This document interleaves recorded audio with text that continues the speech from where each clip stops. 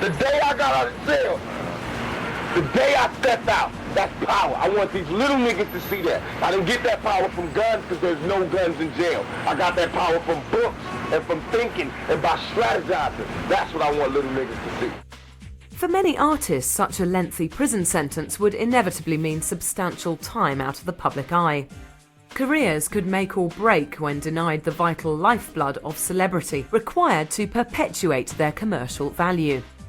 This, however, was not so in the case of Tupac Shakur, whose presence in the charts would remain, whose popularity would be consolidated and, at least in terms of record sales, actually increase. Less than 2 months after being led away to jail, his third album was released to a salivating hip-hop public. The defiantly titled Me Against the World hit the record stores on the 1st of April 1995, and its 15 tracks were fit to burst with tales of black American ghetto life, as well as his own experiences within the confines of the gangster rap scene. Uniquely, the record opened with a piece of commentary in which his Times Square shooting was discussed before resuming its combination of rap and modern R&B. The album's centrepiece was the single Dear Mama, an autobiographical work in which Tupac appears to repent the stress he has caused his mother as a consequence of his turbulent life. The single itself was a hit and propelled its parent album to double platinum status before the end of the year. With mainstream success seemingly almost within his reach, it was unfortunate that he had to experience his greatest commercial achievements from within a New York prison cell.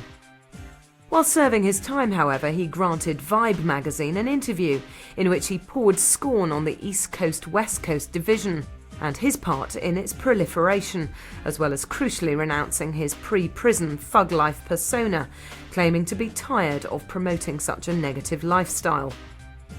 He complemented this by stating his plan to devote his life and career to works of a positive nature. His pugnacity, though, occasionally poked its head above the parapet of divinity as he went on to implicate several of the East Coast rapping fraternity in his near-fatal shooting.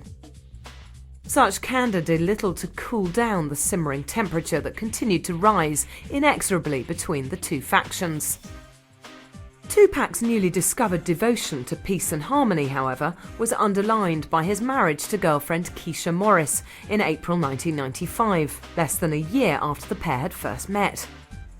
Tupac proposed to Keisha, a science graduate, just 3 months after their first date. But it was to be April 1995, 2 months after being locked up, that they would marry in a quiet prison ceremony. Tupac had been vocal in his wish to start a family, even going so far as to suggest exotic names for potential offspring. He claimed he wanted to raise the family in Arizona and name his children Star or Michelangelo. That was in the future, though, as the present still contained much to be dealt with, including the publication of the Vibe interview, which, once on the newsstands of America, saw those implicated by Tupac go public through various media sources to vehemently deny any involvement with the attempt on Tupac's life. Throughout 1995, Me Against the World ensured Tupac's name was not buried beneath the cream of new and upcoming rap artists. In fact, it succeeded in whetting the appetites of those eager to hear new music from the apparently reborn Tupac Shakur. Additionally, potential movie work was making itself available, as his increased profile resulted in the interest of movie directors upon his release from prison.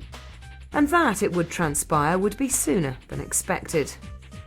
In October of 1995, less than a year after being convicted, he was freed, having had the good fortune to have found someone prepared to step forward to provide the bail requirement of $1.4 million. The money, once delivered, secured his immediate release. The individual who bailed him out was, of course, someone who recognised the still untapped potential in Tupac Shakur. Someone who was willing to gamble an inordinate amount of money on him being able to make good on his prison promises and deliver on the outside. The person in question was Marion Suge Knight, founder member and chief executive officer of the hugely influential hip-hop and R&B label Death Row. Having overseen his label already generate in excess of $100 million, Knight took the opportunity to release a globally successful artist back onto the streets and into the charts of America. Tupac in turn would offer his thanks to his surprise benefactor by immediately flying to Los Angeles to sign a lucrative recording contract with Death Row and begin work on his first album for the label. Without doubt, Tupac's reputation and achievements in the industry preceded him, and alongside Snoop Doggy Dogg and Dr. Dre, he was soon an integral part of the triumvirate that became the very centerpiece of Death Row Records. The new album promised to be more thoughtful and emotionally complex than his previous offerings, and after almost a year of reflection behind bars, Tupac Shakur had plenty to say and time to make up. If Tupac still wished to get to the top of his profession, then the ladder was now available to him thanks to Suge Knight. Musically at least, he was about to enter the history books and make big noises. And this time the noises were of the more conventional kind.